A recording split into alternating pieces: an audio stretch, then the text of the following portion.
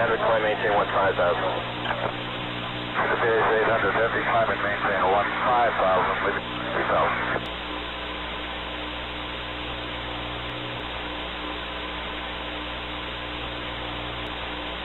We just saw an explosion out here at 5507. Enemy 507, I'm sorry, I missed it. You're out of 18, did you say something else? We just saw an explosion up ahead of us. There's something about 16,000 feet or something like that. It just went down to the water.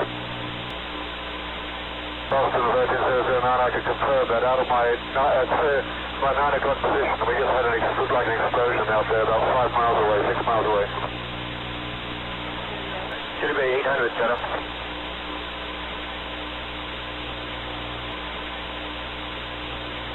TWA 800, center.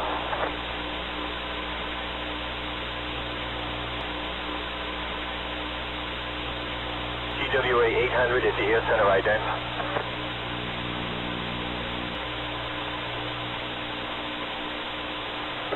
TWA 800, center.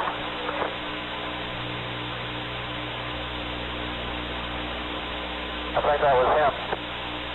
I think so. God bless him.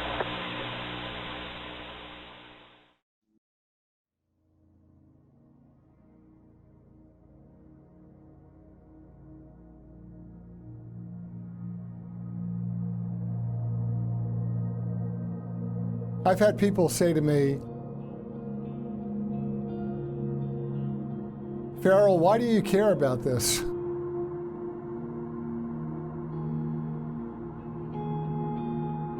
It's 30 years ago.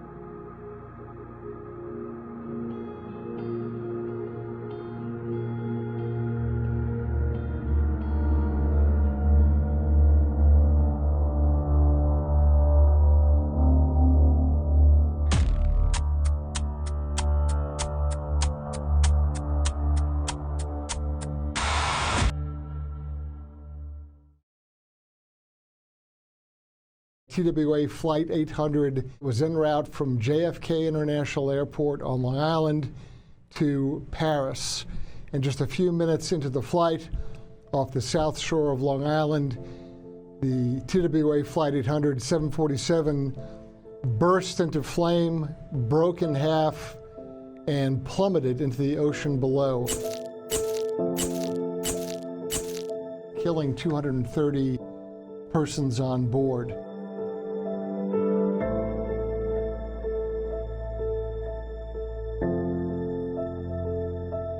Two theories initially emerged. One, naturally, was that the plane had been bombed or struck by a missile.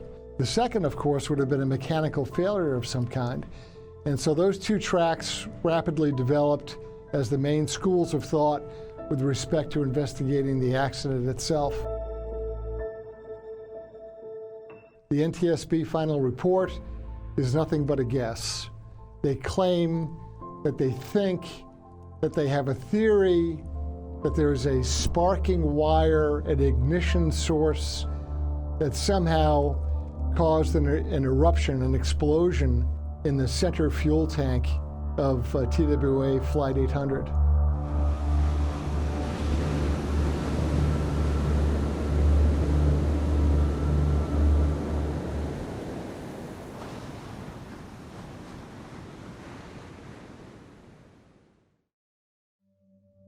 I was with TWA from 1964 to 2000. At the time of the crash, I was flying the 747 as a captain, and also I happened to be the council chairman and captain representative for ALPA Council 024, which was the council that represented all the pilots that flew the international routes for TWA.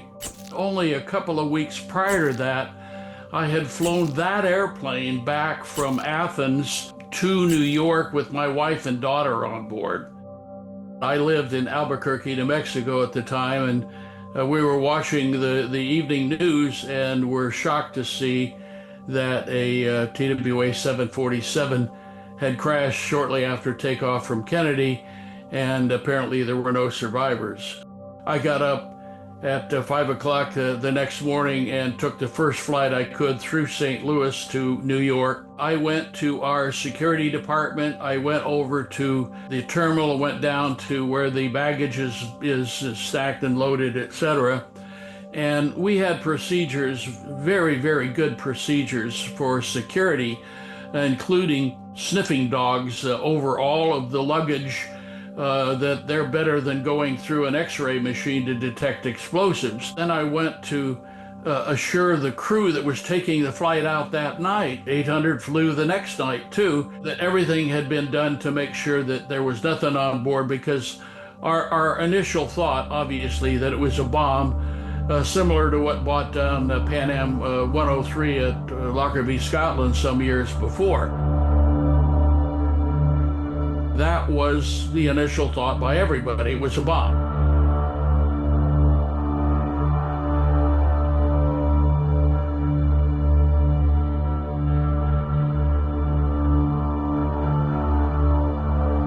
The FBI was talking exclusively to the New York Times. And so the FBI takes over the case from the NTSB, which is illegal. This is quite extraordinary that the FBI comes in and Bigfoots, for lack of a better term, they Bigfoot the NTSB, and the FBI, I mean, what the hell do they know about aircraft accidents and safety and, you know, examining an accident? You have to understand how the NTSB works, or at least should work. There's a thing called a GO team, and these GO teams are stationed all over the country, and indeed all over the world, that can, in a very short period of time, arrive at the scene of the accident and take over the investigation from the first responders, which obviously are there initially. GO team got there with Hank Hughes as the lead investigator to that, and they arrived early the next morning, like 4 to 5 o'clock in the morning, and were there. They started doing all the normal procedures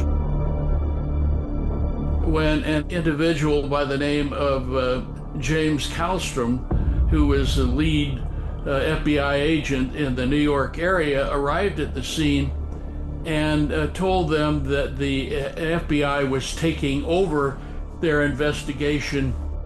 James Kallstrom was originally a Marine, and he had the vocabulary to match, and a very forceful individual, to say the least. And they basically came in, and the rest of his team followed suit, and they intimidated the hell out of the NTSB investigators.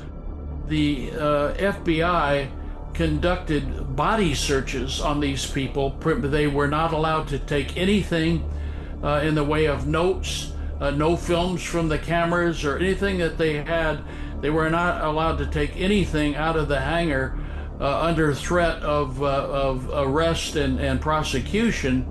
We had them at a local Holiday Inn there at Calverton, and we would bring our people to the hotel. They would be allowed to go and take a shower, clean up, have a bite to eat, and then we would do a debriefing of them for maybe another couple of hours to try to get them to remember what had they been doing that day, what had they been working on, because again, no notes were allowed to be taken out. All of this was confiscated by the FBI, which was unprecedented, absolutely unprecedented. I was able to get enough information for the families to file a wrongful death suit. And because of the wrongful death suit, they're able to get inside and inspect the hangar and bring me along. And we had photos before they did the reconstruction as the wreckage came into the hangar.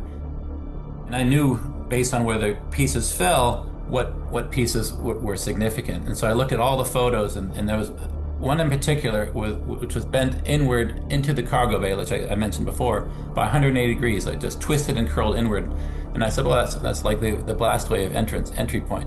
We got to find this piece. It was the number one on my document. I said, this is what we got to look for, this piece, and analyze it very carefully, because it's bent inward under the cargo bay, right where the plane broke in half.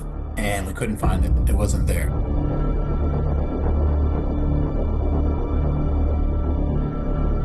Got home, checking all my photos. I lined my back underneath the plane, taking photos, and I said, "Oh wow, there's LF-95. Oh, LF-95. That's next to that piece." I knew all the part numbers by heart in that certain area of the plane because I study it so much. I said, "Wait a minute. So, oh my goodness, it is there. So the part was there. The curl was gone. They flattened it like a pancake, and so they altered the evidence to make it look like there was no internal damage caused by an external force."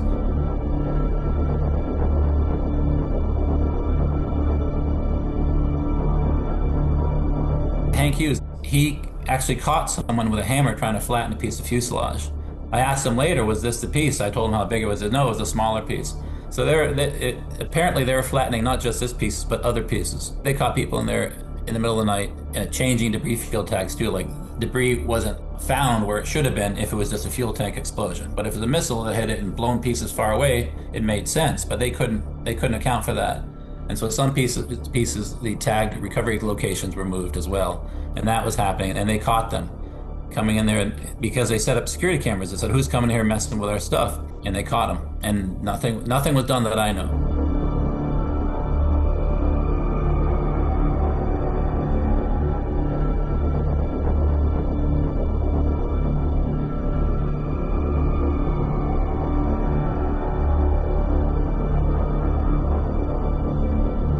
The basic concept that a small amount of fuel in the center fuel tank could be ignited by a, quote, spark of unknown origin was just unbelievable to anybody that knew anything about not only the 747, but the way things work on airplanes.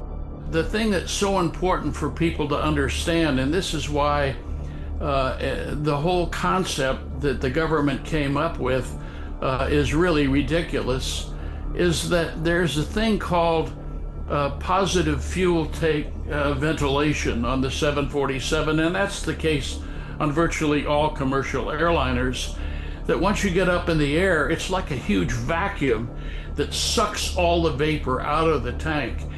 The airplane was about 13 minutes after departure. It had been airborne at speeds up to 300 knots, very fast, and that tank, and as well as all the other tanks, any explosive vapor, if there was there, would have been vacuumed out of there at that time. The fuel that goes into commercial airplanes is called Jet A, and that fuel is extremely non-flammable. It's amazing. I was not one of those people who hopped on this immediately. What inspired me was I went to a talk given by James Sanders in Kansas City, and I think it was the year 2000. And I went not expecting much. Kansas City was the ancestral hub. In the audience were lots of retired, even active duty pilots, and they just about that time were selling or merging with American Airlines. Flight engineers, technicians and mechanics, flight attendants, trainers, and to a person, they disbelieved the government theory that the crash occurred because of this otherwise inexplicable explosion in the center fuel tank. TWA's maintenance department was excellent. It was one of the best in the industry. And I had a great deal of trust with all of our mechanics, whether they be on international or domestic. Our maintenance department did an evaluation of it, and they indicated that the airplane was brought down by an explosion or explosions exterior to the airplane. My wife and I were camping at Smiths Point County Park. It was, early evening, and we were walking, and I just caught my eye a streak of light heading up to the sky. Now, to me, it looked quickly like a fireworks, like maybe somebody was on the beach shooting up a fireworks. That's right. What it looked like, a thin line going up. So I said to my wife, "Oh, look at that." So she turned her head, and at first she didn't see anything. So while I was watching it, the light went up, and then there were two small puffs of smoke. To me, again, I'm thinking it's a fireworks. And then after the two puffs of smoke, it was like a couple seconds of nothing. And then quickly, all of a sudden, a star burst, all white light, not colors, that expanded out very quickly in a split second and went like that. Again, I'm still thinking that it's fireworks or something like that. So after that starburst, succeeded, then a flame, two barrels of flame, growing in intensity, coming down like this, and it went all the way down behind the dunes, and that was pretty much it. I immediately leaned forward, and I was wearing the typical military helmet with night vision goggles on the front for the air refueling mission, and the goggles were up, and so I had to press the goggles right against the windscreen in order to get the best view, and I scanned the horizon and the area in front of me looking for a Cessna. At that moment, I saw a streak of light cross the sky from my left center to my further left. It appeared to me to be about 20 degrees above the horizon. It was moving very rapidly. I observed it for about 3 to 5 seconds, and then it momentarily disappeared. Just about a second after it disappeared, I saw an explosion. And the explosion was on the trajectory of the streak of light I had been following, which appeared to me to be military ordnance. It had a sort of reddish-yellow color that I'd seen many, many times before, more times than I care to remember. Now, I know the difference between an ordnance explosion and a petrochemical because flying over North Vietnam, making rescues, I very often saw us drop ordnance. I saw us drop ordnance on oil depots, and I could see the ordnance explode, and I could see the oil depot explode, and I am able to distinguish by color the difference. There's also a difference in speed. An ordnance explosion, one never sees it develop. I use the term, now you don't see it, now you do. An ordnance explosion just suddenly appears, whereas a petrochemical explosion grows, and you can actually see the growth of the explosion.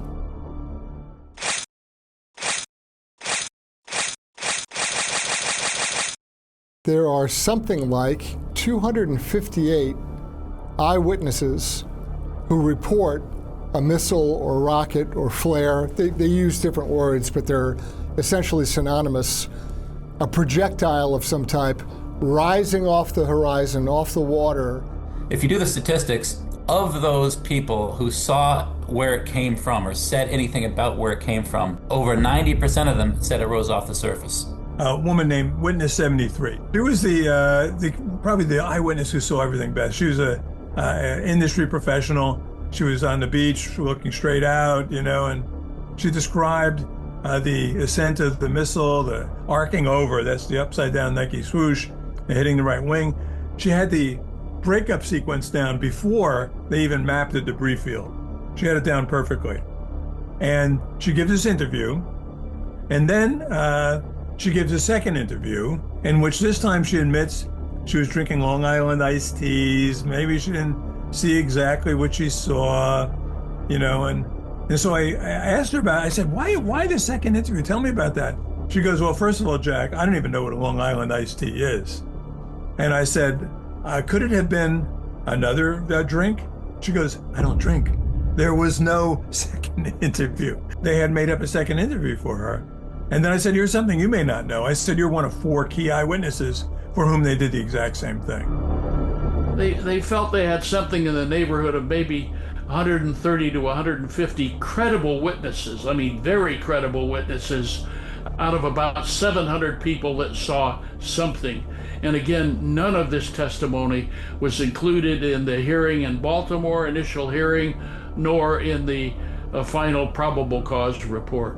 The interesting thing that was never adequately explained by the government is what was that rising firework-like object that intercepted it before that fireball. And that is what the CIA came up with, I think it was a year and a half after the crash in November of 1997. The following program was produced by the Central Intelligence Agency.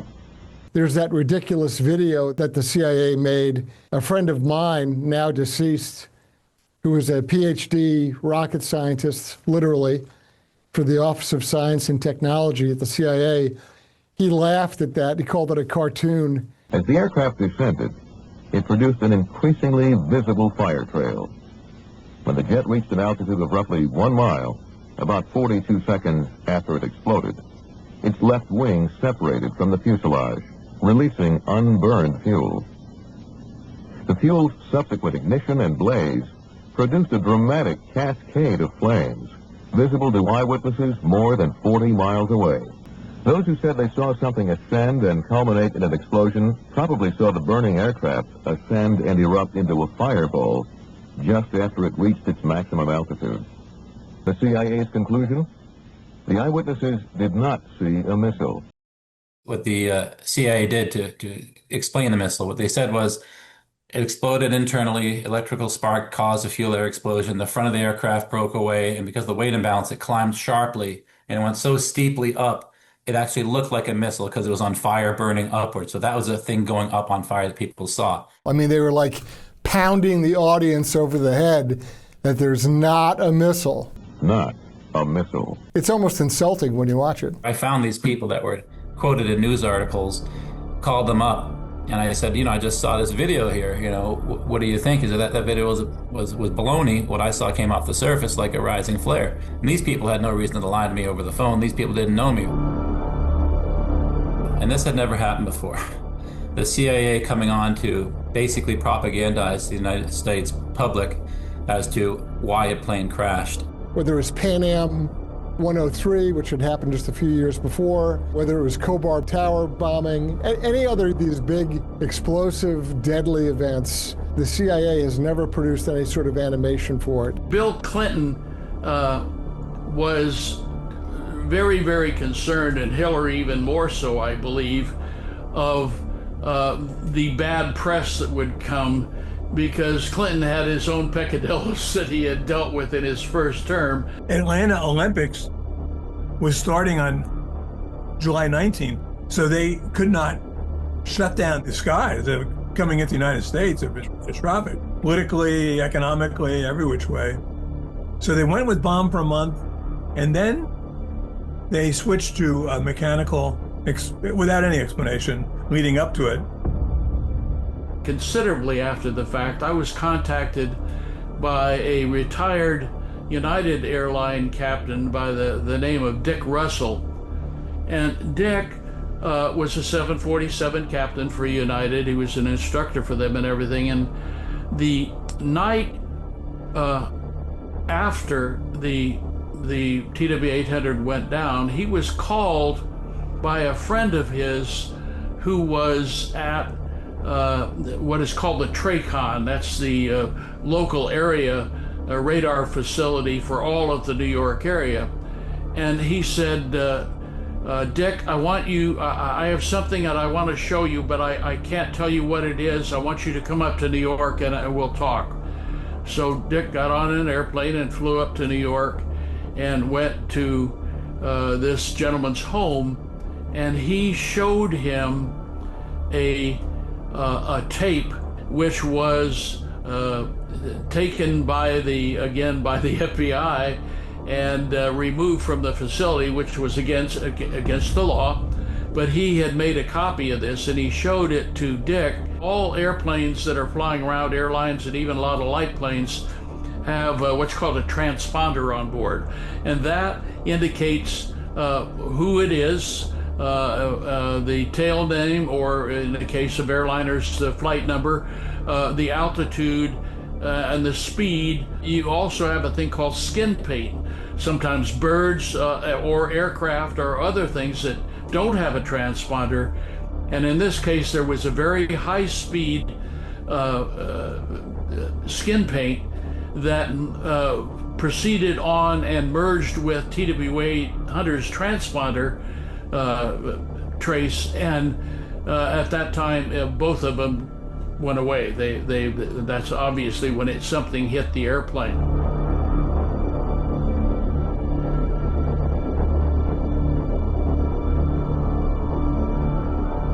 Radar plots don't worry about a promotion. Radar plots don't worry about getting their retirement. Radar plots can't be threatened and intimidated. They just are what they are. It's scientific data. There's radar evidence that has come out that shows material exiting the right-hand side of the airplane at a speed of in excess of Mach 2 or Mach 3, which obviously was being forced out by an explosion on the other side.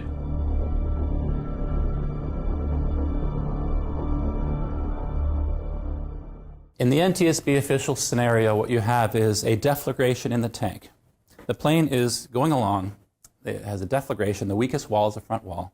The front wall fails, and it creates a hole in the belly of the plane. This is all what the NTSB says. And the wreckage is sucked out, sucked out, sucked out. There is nothing shot to the left, upward, right. If anything, there is wreckage, maybe shot a little bit, velocity downward. But that's down a hole in the belly of the plane, it gets sucked out behind it. There should be nothing a half a mile south at all. And this is 8.5 seconds after the initial loss of electrical power. Something goes a half a mile. How's that possible in 8.5 seconds? It can't. There's only one possibility, either a high velocity projectile or a detonation, not the deflagration of the tank. The deflagration of the tank was forward, wasn't moving, it was going the wrong direction, it was the wrong speed. Okay? And there it is here. This is about a half a mile south of where it lost electrical power. In a fuel tank scenario, the NTSB says the plane's flying, to Paris, internal explosion, and just a hole in the belly of the plane, stuff just gets sucked up. It's basically like a tail behind the plane. So their data shows this, but the radar data shows this. The doctor who was the coroner for Suffolk County, who had done all the initial autopsies for the dead as they came out, he was intimidated greatly too. When they took the x-rays of these people, their bodies were filled with small bits of metal that were not part of the fuselage of the airplane. He said, testified that they lit up like a Christmas tree. He'd never seen anything like it before. The eyeballs of some of the victims that were on the forward left-hand side were actually scorched. They were looking out to the left, where obviously an explosion had occurred outside the aircraft, and that's what caused the damage to their eyes.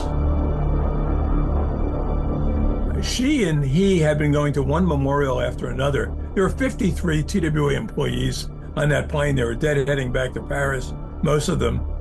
Elizabeth Sanders knew most of them, many of them. She had trained a lot of the flight attendants. And at one of the memorials, he ran into one of Liz's friends, Terrell Stacy, who is the manager of the TWA pilots out in the investigation base in Long Island. And he told James, like that first night, he said, everything isn't up to date, everything isn't right out here, something smells. If I know you're an investigative reporter, if you want to pursue this, let's start talking. And so then James Sanders and Stacy started talking. Stacy started providing Sanders information from inside the investigation. The critical piece, the piece that undid them all, was Sanders asked Stacy to scrape off some residue. This is how small and technical this case became. From a seat back that had like unusual red markings all across the back, whole rows of seats. And when Stacy went to scrape it off, it wouldn't scrape. So he just took a pinch of foam rubber, right? Sends it to Sanders. Sanders has it tested in an independent lab. Sanders gives a chunk of it to CBS. And that gave the FBI the pretext to arrest all of them for stealing airplane parts. He and Elizabeth go to trial in federal court in Long Island. I believe it was 1999.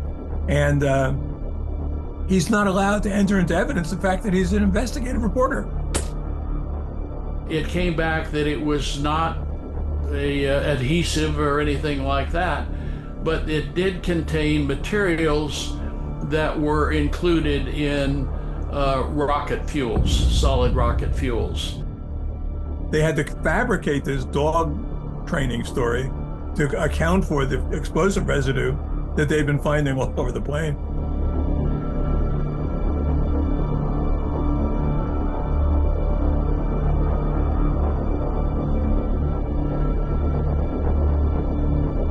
One of the explosives, one of the findings was in a cargo curtain in the cargo bay.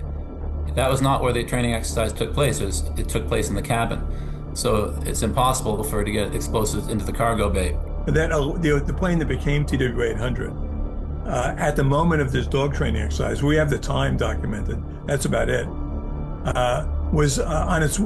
It was filled with passengers on its way to Honolulu. It could not have been on that plane that Burnett did this exercise. They throw the story out, and you say, okay, where are the training records? Where's the sworn declaration? And there is none. It's all just kind of myth that has been repeated enough times, everyone believes it. James Sanders and I did our first book called First Strike, and I believe we were doing the research in 2002, and I called the officer in question, Herman Burnett, I believe his name is an African-American guy out of St. Louis, who was blamed for being careless with his dog training exercise. I was the first person in the media to talk to him.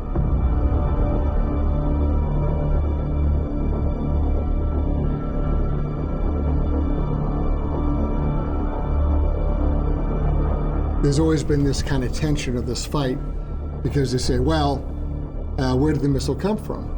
And there's two basic or obvious choices. One is a terrorist did it, or number two, the Navy did it and doesn't want to admit it. This is a situation that never came out in the investigation, but this individual who was described as, by the tone of his voice and his appearance, to be someone from the Middle East, rented about a 35-foot fishing boat after showing that he was capable of doing it from a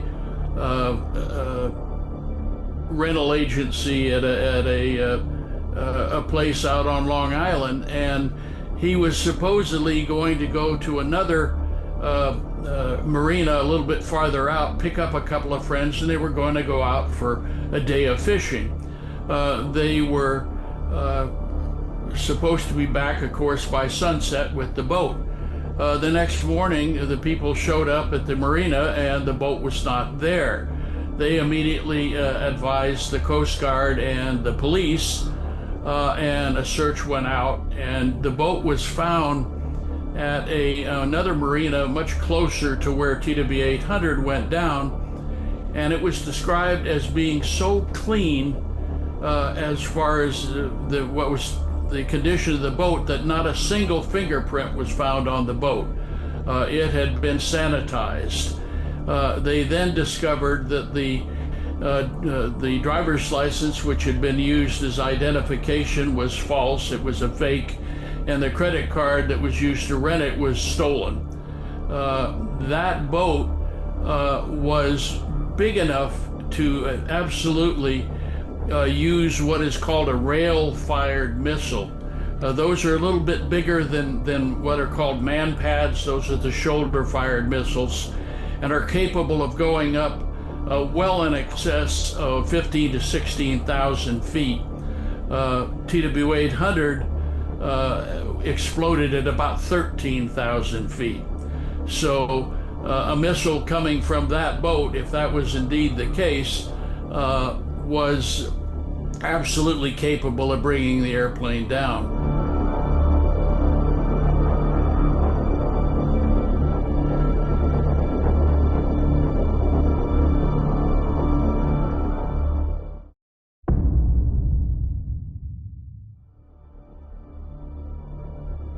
And this electronic communication from the FBI is a note that they had received a fax that was generated from Cairo claiming credit for downing this aircraft. Until now, I don't know anyone who has reported that the FBI got a fax out of Cairo claiming credit. We don't have the FBI's follow-up yet, so we don't know what happened with that part of the investigation. Was there follow-up? Did they find out the fax was a hoax? Or legit? Are legit, right. And they just couldn't track down, which group or person that the fax was from. So we don't have that information. Interview with defense intelligence person, of course, their name is redacted, states that a shoulder-fired rocket known as a man-pad would function consistent with the eyewitness's account. The real parallel with understanding why this was covered up is Benghazi. In both cases, you had two Democrats heading towards potential re-election. And in Clinton's case, he had scrambled back from the dead after the November pounding in 1994. He was worried about facing primaries. He was so unpopular. He's moving closer and closer to the lead and assumed, pretty much assured victory. And this is an odd little detail, but I think it tells their state of mind in Washington circa 1996. Clinton has one good buddy on the PGA Tour, it's a Republican heavy tour, and that's Greg Norman, the Australian golfer. He takes a 7-stroke lead into the final round of the Masters in April, and he blows it, right? It's the biggest choke in Masters history. And Clinton was shocked. And he would go around telling his staff, he goes, "We will not, under any circumstances, be Greg Normanized." July 17th, 1996 was a Greg Norman moment. No good explanation would help his campaign chances after 230 people were killed. There were two explanations. One is incompetence, and the other was terrorism. And if it was going to be terrorism, that would have required a response. A U.S. flag carrier being shot down within sight of the south shore of Long Island, killing 230 people, was not something that he wanted on his plate at that given period of time. I personally think, because of her personality and everything, that Hillary was a big input in this as well. We got to cover this thing up. And a cover-up is like the genie in the bottle. Once the genie comes out, you can't stuff it back in again. I went with my wife to the funeral of the one crew member of that crew that I did not know. He was brand new. He was being instructed as a brand new higher flight engineer on the flight. And his name was Oliver Crick. And he was a very young man, in his early 20s, and I told the Cricks at the time that what was being portrayed as the truth was not, and I would make it my life's work, as long as I'm on this earth, to get the truth for them and get the real reason that their son died that night laid out before the public. And I have worked all these years since trying to get something done. People are quite interested in these types of stories, but they're fed up with, who do I believe? But once they hear the data involved and it's irrefutable, that gets their interest and oh, that really happened. You're instantly referred to as some sort of conspiracy theorist. I'm not basing any of the stuff that I've told you tonight or in my presentation on theories. I'm basing you on the facts as I know them, and I know them pretty well. I think our mutual obligation to keep this story alive. The FBI actually briefed the family members, and I'm just going to read you what they wrote verbatim as to what they were going to say. It says, "Each of you are here because you lost a loved one on TWA Flight 800 almost 6 months ago. I know you must be thinking, why this plane? Why my loved one? Each of you deserve an answer we've been unable to give you. We will, however, never give up and never start searching for the whys. Our hearts and best resources are committed to this case." And then it goes on to talk about the three theories with the family. They talk about mechanical failure, they talk about a bomb, and they talk about a missile. But on the missile theory, the interesting thing that was said is, despite a wealth of circumstantial evidence indicating that the aircraft was struck by a missile fired from a seaborne platform, the exact cause of the explosion remains a mystery. So why are they pointing out a wealth of information about the missile and really say nothing about the bomb theory or the mechanical failure? They said they would never give up. They would never give up. But at the end, the families ended up with a theory. I'm Wanda Allen Kemp, and we lost my brother Lamar Allen and his 16-year-old son Ashton on TWA 800. My brother's body was recovered almost immediately. Ashton's body was never really recovered. My name is Marge Krugar. I lost my brother Andrew Krugar on TWA Flight 800.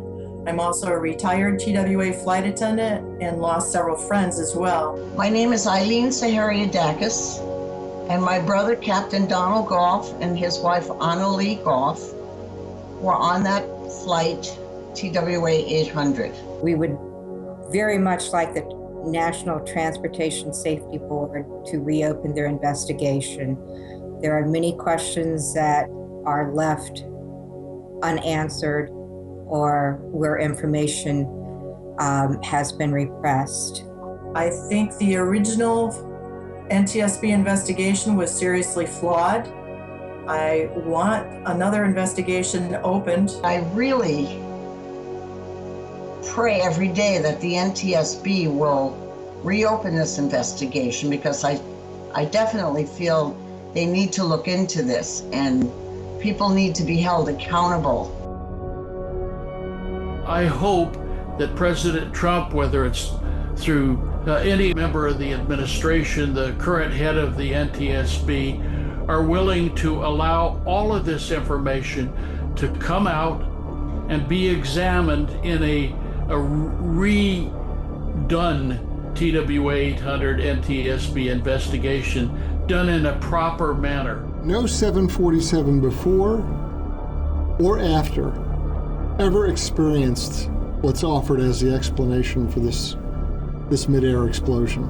If the FAA truly believed and the NTSB truly believed that these 747s, which all had the same center section tank, all had the same wiring, etc., were potentially flying bombs, they would have put forth an action that the FAA is perfectly capable of doing, grounding all those airplanes.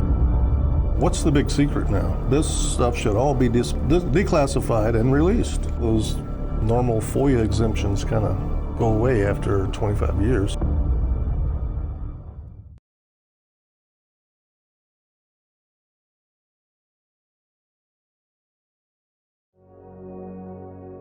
Really, we kind of stand on the shoulders of other folks who have done a tremendous amount of work on the topic.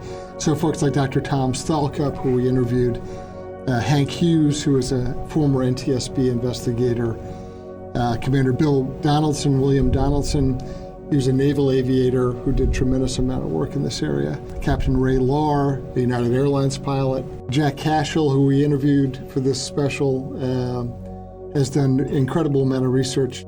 It's 30 years later, and we still don't have a convincing, satisfactory explanation for the death of 230 Americans in an American aircraft off the shore of Long Island in July of '96. 230 people, including a whole bunch of teenagers from a small town in Pennsylvania, but all kinds of other people were killed that night in a very violent way.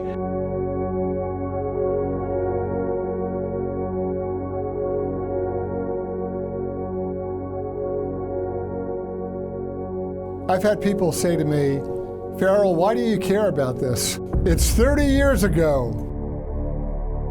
And I really believe that TWA 800 is one among several of these cases where something horrific has happened. In TWA's case, it's the loss of 230 souls on that flight.